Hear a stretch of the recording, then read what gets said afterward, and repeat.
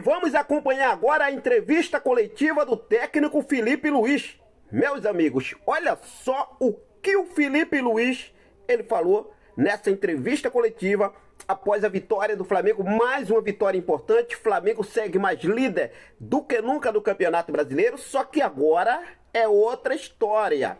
Agora é Libertadores da América na próxima quarta-feira. Eu separei para vocês aqui a entrevista completa do técnico Felipe Luiz após essa vitória diante do Internacional no Beira-Rio. E olha só o que o Felipe Luiz falou. Acompanha aí. Uma partida muito impressionante do Saul, né? A estreia, vamos dizer assim, do Saul. Eu percebi que melhorou muito ali o Flamengo, até ofensivamente, né? A bola chegou mais. Queria que você falasse um pouquinho sobre essa partida do Saul e aproveitasse também e explicasse o porquê que o Matias ele vinha bem numa recuperação e não está sendo relacionado. Obrigado. Boa noite a todos. Primeiro do Saul. Vocês estão me ouvindo, então, né? Sim. Ok. O Saul fez um grande jogo. Excelente jogo. Temos que lembrar que o Saul, quando pisa aqui no Flamengo, ele estava treinando, né, não estava treinando com nenhuma equipe, estava treinando separado e vinha de férias, né? Então o Saul até pegar a forma física dele. Tentei em alguns jogos dar minutos para ele tentar recuperar o mais rápido possível, que muitos jogadores, e ele é um jogador que se lesiona pouco, pegam essa forma física mais rápido jogando. E principalmente essa função do volante, que para mim na minha equipe é tão importante, é o coração do time. Então ela exige um pouco mais de conteúdo tático, treinos, vídeos e conceitos, tanto ofensivo como defensivo. Então não é simples ele chegar e jogar. E hoje eu senti que ele estava preparado e fez um grande jogo. Como toda a equipe, né? Elevou bastante o nível da equipe. E o Vinha, simples, concorrência. Na verdade, temos aí o lateral que é titular da seleção brasileira, que é o Alexandro, que também vem muito bem. E tem o Ayrton, que foi o nosso melhor jogador do Mundial de Clubes. E que eu, sinceramente, para deixar um dos dois já é difícil, deixar o Vinha fora é muito mais complicado ainda, porque os três estão bem, mas só jogam. E eu já falei isso para vocês faz 2 meses atrás, né? Quando você tem muitos jogadores, o coração do treinador muitas vezes eu gosto de tê-los, mas o coração do treinador sofre, né? Não durmo bem. Eu tenho que decidir pelos que começam, pelos que vão entrar, os que vão ficar no banco, as possíveis trocas, e muitas das vezes agora ele está ficando fora até mesmo pela lesão grave que ele teve e vem numa evolução. Mas ressaltar, o grandíssimo jogo outra vez do Ayrton e tá bonito de ver a disputa pela titularidade. Felipe, boa noite. Boa noite. O Inter hoje veio com um time alternativo, um titular só. O que tu viu de semelhança com o time titular e que tu pode levar para quarta-feira? Obrigado. Bom, tínhamos algumas informações aí que saíram na imprensa de que o Roger poderia optar por não colocar os principais jogadores, mas, se eu não me engano, 5 ou 6 desses jogadores que jogaram hoje foram titulares durante algum momento dessa temporada. São grandes jogadores, uma grande equipe. O ataque é um ataque muito perigoso, na qual nos criou muita dificuldade para poder defendê-los, né? Borré, eu joguei com ele, sei a qualidade que ele tem, grande jogador. O Valência é um cara que já fez gol contra nós ano passado, muito difícil. O próprio Vitinho é um jogador muito imponente num contra um, criou chances até de perigo.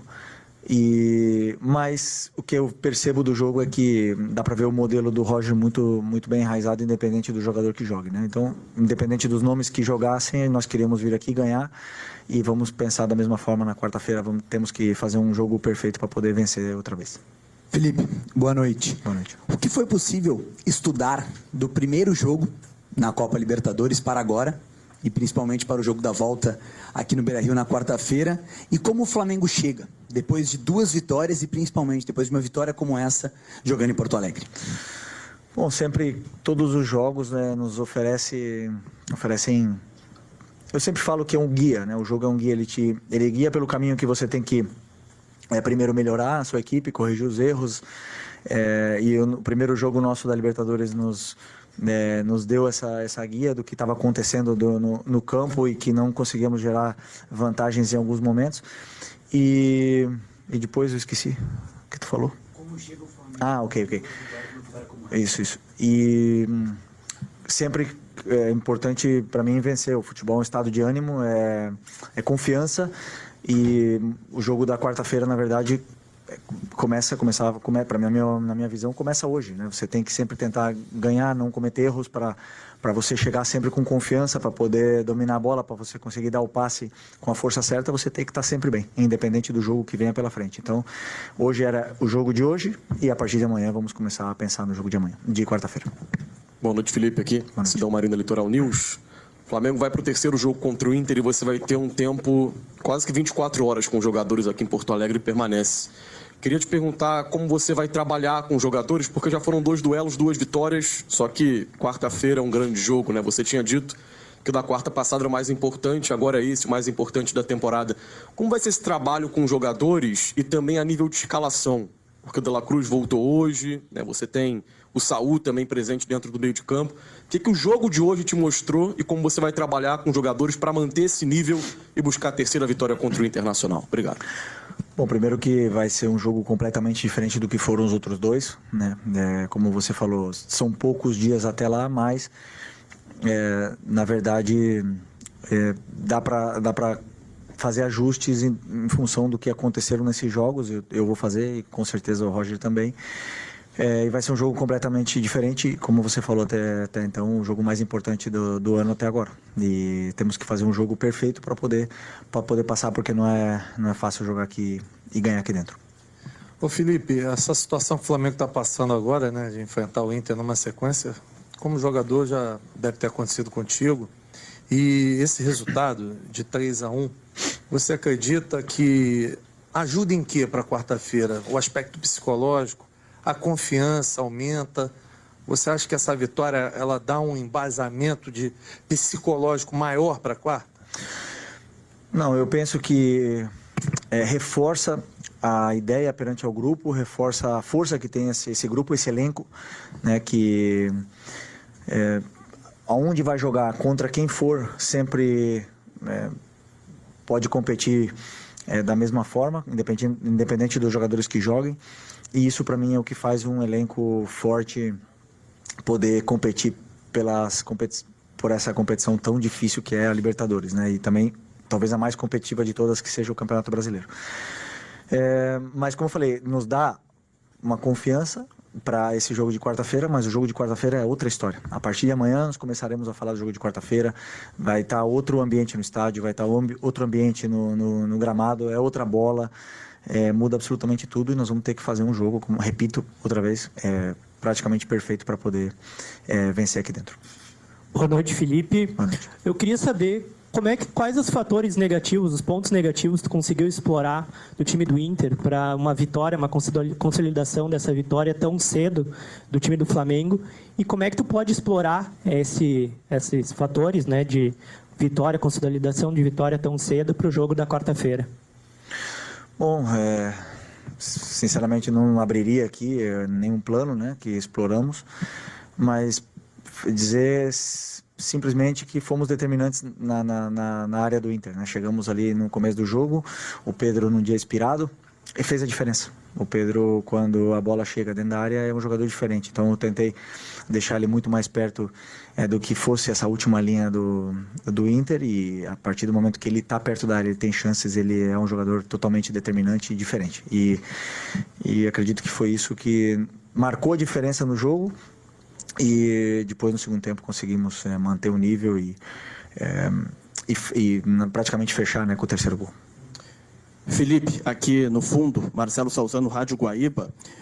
Você espera o Internacional já fazendo uma pressão muito grande desde o início, ou por fazer 1-0 pode administrar ali depois para sair, tentar fazer o gol? E também, mais uma, por gentileza, você pretende fazer alguma marcação especial em algum jogador do Internacional, especialmente no Alan Patrick, que é um líder técnico da equipe do Inter? Desculpa, o primeiro, qual que foi? Tá. Não, mas você... Desculpa, a tua pergunta é em referência de que nós vamos pressionar ou o Inter vem nos pressionar? Isso, o Inter. Mas o Inter tem que pressionar, né? Eles não tenho dúvida que eles vão tentar pressionar, porque é um perfil do treinador e da equipe do Inter, que sempre tenta ter a bola, roubar a bola do adversário. Por todos os jogos que eu vi, eles tentaram pressionar. E hoje mesmo eles tentaram pressionar muitas vezes e acabaram roubando a bola e até criando alguma jogada de perigo nessa sua pressão alta. Então, uma coisa que eles não abrem mão, independente se estão ganhando ou perdendo, e mais, com certeza, jogando na casa deles, eu espero que, com certeza, eles venham pressionar o Flamengo. E... o Alan Patrick. Se eu fosse fazer uma marcação individual, eu não diria aqui, né? Mas é um jogador extraordinário. Um jogador muito, muito, muito grande, muito diferente. Prazer vê-lo jogar aqui e, com certeza, nós temos que estar muito atento a esse tipo de jogador que, quando a bola cai no pé, faz a diferença. Felipe, tudo bem? Bom, você não está revelando muitas coisas, né? Quando perguntado sobre estratégia, né? Mas você já falou que espera um jogo completamente diferente. Aliás, um Inter, né? Que foi para o Maracanã. Aliás, como a maioria dos times não se atiram contra o Flamengo no Maracanã, até porque, né, loucura, o time do Flamengo é um time muito agressivo. O Inter teve uma postura um pouco mais defensiva, principalmente no primeiro tempo. Hoje com o time reserva, então você já espera um Inter diferente, pressionando, como você falou. Mas e o Flamengo? Que repertório o Flamengo ainda tem, né? Vai pro terceiro jogo contra o Inter, agora num jogo fora de casa, com vantagem. O que o Flamengo também pode apresentar diferente? Ou o Flamengo não precisa fazer nada diferente, segue fazendo o que está fazendo para conseguir a classificação? Sempre existem ajustes. Muitas vezes os analistas conseguem ver, né, esses ajustes que fazemos nesse nosso plano de jogo. Em cada jogo é uma história diferente. Mas se você vê o modelo do Flamengo é sempre o mesmo, independente do adversário que jogamos. É tentar pressionar, tentar ter a bola, pressionar, propor jogo, controlar o jogo e finalizar o máximo número de vezes no gol do adversário. Esse é o nosso princípio, e aí a parte tática depois, os ajustes, eles serão detalhes pequenos que ajustaremos. Felipe, aqui, boa noite. Felipe, uma situação que talvez tenha passado um pouco despercebido, você não trouxe nem o João Vitor, nem o Matheus Gonçalves para passar esses dias de treino aqui. Você teve uma conversa com o Pivete para liberá-los para treinar essa semana com o Sub-20, visando o jogo contra o Barcelona no sábado? E uma outra situação, se você pretende liberar o Wallace Yan para ir jogar no 20 nesse jogo tão difícil do Mundial de Clubes da categoria. Obrigado. Bom, falei com o João. O João, na verdade, o que está acontecendo com o João me deixa um pouco triste, né? Porque ele é o reserva imediato. Quando o Danilo estava machucado, ele é o reserva imediato do Léo Ortiz. E eu preciso dele. Eu precisava dele aqui nesse momento por se acontecesse alguma coisa. Como eu já falei para vocês, nós não temos jogos agora para colocar... vou dar minutos para ele poder se desenvolver, porque na verdade jogamos a vida cada final de semana. E infelizmente ele não teve tantos minutos nem aqui nem no Sub-20 durante esse período, né? E agora com a volta do Danilo me permitiu deixar ele descer novamente para ele poder ter minutos, para ele poder continuar se desenvolvendo e jogar esse jogo da final do Mundial Sub-20. E se a gente puder reforçar, né, esse jogo tão importante para o clube, é importante que se fale disso. E o Matheus da mesma forma, eu sinto que ele precisa jogar, ele precisa continuar se desenvolvendo. Muitas vezes ficar aqui só treinando, não entrar, deixa ele triste, deixa ele cabisbaixo e ele acaba não se desenvolvendo. Então sempre eu acredito que quanto mais minutos o jogador joga, independente de onde for, em que jogo for, ele vai se desenvolver mais e mais. Então espero que eles possam fazer um grande jogo nesse jogo contra o Barcelona, que o Flamengo possa ganhar. E o Wallace não, o Wallace vai ficar aqui comigo. Felipe, tudo bem? Boa noite. Gabriel Orfa, canal Paparazzo Rubro Negro, revista Placar. Felipe, hoje, como a gente falou, especialmente na primeira pergunta, a entrada do Saul no meio de campo parece que deu um pouco mais de volume nesse meio de campo, que hoje você só tem um desfalque, que é o Eric. E, ao menos até o momento que o Eric voltar, que é ser o único jogador no DM, você acha que você talvez tenha encontrado o meio campo ideal do Flamengo, com o Jorginho, Saul e Arrascaeta? E como que você vê também só ter um jogador no DM? Obrigado.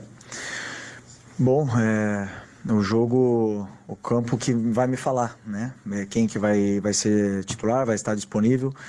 Na verdade, nós temos o Eric, que deve voltar perto de outubro, que até então foi e continua sendo um pilar dessa equipe aqui. É um jogador muito importante para a gente.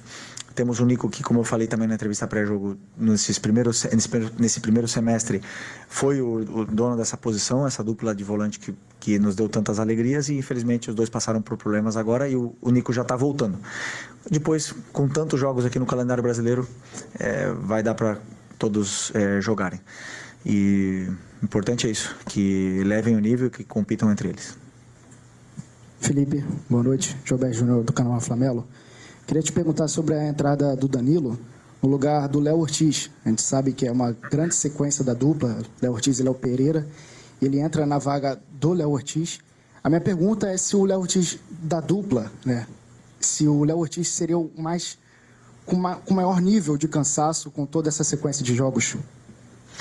Bom, o Léo, obviamente que está com um número de jogos aí acumulado muito alto. É um jogador que tem um físico privilegiado, porque aguenta essa sequência, mas claro que o jogador com tantas viagens, com tantos jogos e com tanta exigência do modelo de jogo, acaba muitas vezes baixando um pouco a sua forma durante os 90 minutos, né? São detalhes que eu, como treinador, eu consigo notar bem, mas que essa volta do Danilo agora nos possibilita poder ir dando minutos para todos, também do Cleiton, né? Se em algum momento precisar, ele está aí à disposição, mas eu acredito sim que o Léo vem de uma sequência muito pesada, muito forte, porque o Léo ainda teve viagens com a seleção, então ele não teve em nenhum momento uma quebra que pudesse descansar corpo e mente, então essa volta do Danilo agora deu essa possibilidade de ele poder descansar um pouco. Felipe, Mauro Santana, do canal Mauro Santana, e torcedor, muitas vezes ele acaba cobrando pela boa apresentação que o Flamengo tem em parte do jogo ou em um tempo, que o Flamengo mantenha essa intensidade durante os 90 minutos e muitas vezes fica decepcionado quando o Flamengo cai um pouco do seu ritmo. E eu percebo pelo meu lado que você tenta fazer essa dosagem no sentido de fazer o time aprender a trabalhar com a temperatura do jogo, com as circunstâncias da partida, ou acelerar ou cadenciar o jogo. Como é que você trabalha dessa forma a equipe, de tentar educar os jogadores neste sentido, de acelerar ou cadenciar o jogo quando necessário e também lidar com essa pressão da torcida, que quer o time sempre insinuante, atuando em altíssima intensidade? Eu, como treinador, eu quero que seja um amasso os 90 minutos. Meu sonho seria ideal. Que o time não sofresse nenhum chute no gol e que desse 20 chutes no gol e que goleasse todo o jogo. Esse seria meu sonho. Mas isso não existe no futebol, né? Os jogadores, eles oscilam, eles cansam, eles passam por fases durante o jogo, eles ganham confiança, eles perdem confiança. O jogo, durante os 90 minutos, acontecem muitas coisas, mudanças de tática, de estratégias do treinador contrário. E é normal que em algum momento que o time pare de amassar, como você fala, e só que o problema, como eu falei na outra coletiva, são as expectativas. A gente tem a expectativa porque o Flamengo tem um elenco altamente qualificado e muito valioso, que seja isso todos os jogos, né? Então sempre estamos com as expectativas altas e acaba vindo as frustrações para mim. Eu estava falando hoje até com o meu auxiliar, que é engraçado, quando você tem uma pessoa saudável e todos os dias você olha para ela e fala: você está doente? Está acontecendo alguma coisa? E você todo dia repete essa pergunta. E várias pessoas diferentes repetem uma pergunta perguntando se essa pessoa está doente. E na verdade ela está bem. E aí? No final ela vai achar que ela está doente. Vai começar a fazer exames, vai começar a se olhar no espelho. E é um pouco isso que acontece com a gente aqui dentro. A gente está bem. Sentimos que estamos bem. Somos líderes do Brasileiro. Ganhamos vários jogos. Não sempre jogamos bem, mas o time está passando por essa temporada muito intensa, muito longa, de uma forma espetacular, mas sempre tem alguma coisa que apontam na nossa cara e digam: mas agora não está fazendo gol de bola rolando, agora só de escanteio. Mas agora foi só o Arrascaeta que fez gol, antes era todos os que faziam gol. E sempre tem alguma coisa, ou o time cria e não faz, ou não finaliza, ou não sei, que nos querem dizer que estamos doentes, mas na verdade o grupo está bem. Estamos bem, estamos num momento de muita pressão da temporada, de um momento determinante, como eu falei na outra coletiva, talvez no jogo mais importante do ano virá agora. E nós precisamos acreditar internamente que o que está sendo feito está sendo bem feito. Que as oscilações elas existem, mas que isso é o que nos tem que guiar, o que está sendo feito de dentro para fora, e que essas cobranças que são normais, que não afetem o que está acontecendo aqui dentro. Professor, boa noite. Lucas Golart, da Rádio Galera. Você citou escanteio. Hoje o Flamengo não marcou gol de bola parada, mas aí eu gostaria de te perguntar qual a importância de ter um profissional dentro da sua comissão técnica trabalhando especificamente a bola parada, e em que momento você identificou que precisaria desse profissional na sua comissão técnica para analisar a bola parada adversária, a sua própria bola parada, e também desenvolver um repertório maior de bola parada, porque a gente sabe que é uma fase de jogo que é determinante dentro do jogo, né? Bom, primeiro eu não chego a todos os lados, né? Eu não consigo fazer tudo, eu preciso de ajuda, eu preciso de ajuda dos auxiliares, dos analistas, preciso de ajuda dos diretores, dos chefes de comunicação, eu preciso de ajuda de todos, porque o treinador tem muito trabalho e não chega a tudo. E a bola parada é uma delas, então... os auxiliares, no caso o Rodrigo, veio para somar. É um cara que o grupo respeita muito, entende que ele passou por todas essas situações, escuta ele, porque ele era um cara muito determinante e importante dentro da bola parada do que era quando ele jogava, e veio também elevar o nível não só da bola parada, senão de todo um contexto de treinamento. E eu penso que cada auxiliar tem a sua função dentro da comissão, e que eles ajudem o treinador da melhor forma possível para que tudo chegue da melhor forma para os jogadores. Felipe, professor, boa noite. Carlos Lacerda, Futebol e Resenha. Sobre uma questão que envolve agora um futebol em geral, né? Por exemplo, Inter e Flamengo, eles se enfrentam pela terceira vez em 8 dias. Veja bem, não é nem 10, né? Hoje, no lado do Internacional, você presenciou aí no Beira-Rio, uma pressão muito grande da torcida, em cima, inclusive, do próprio Roger, por ele ter escalado as reservas e até algum movimento aí já pedindo a saída do Roger. Mas você não acha que o futebol brasileiro, em especial o calendário brasileiro, ele é cruel com os clubes? Em especial clubes, por exemplo, que não têm um poder financeiro de Flamengo e Palmeiras. Você não acha que isso pode realmente daqui a pouco mudar? Não sei qual é o seu sentimento quanto a essa situação. Porque na quarta-feira, como você mesmo disse, vai ter um outro clima, né? Mas até lá a pressão vai ficar aí em função desse calendário muito recheado que o futebol brasileiro tem.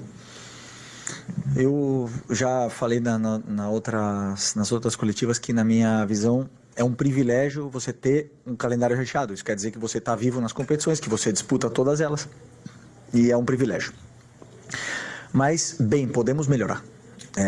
Podemos melhorar esse calendário, fazer um calendário melhor para os próximos anos e diluir melhor esse número de jogos, esse número de viagens, que seja um pouco melhor. Tudo isso é melhorável. O que eu gosto são das pessoas que têm convicções do que fazem, que não... um exemplo que você falou agora, né? O Roger tomou uma decisão de poupar, e com convicção, e eu gosto desse tipo de pessoas, porque somente as pessoas com convicções que são capazes de melhorar o futebol brasileiro, que precisa melhorar em muitos aspectos, e cada um de nós que está participando tenta fazer a sua parte, e é isso, continuaremos trabalhando para isso.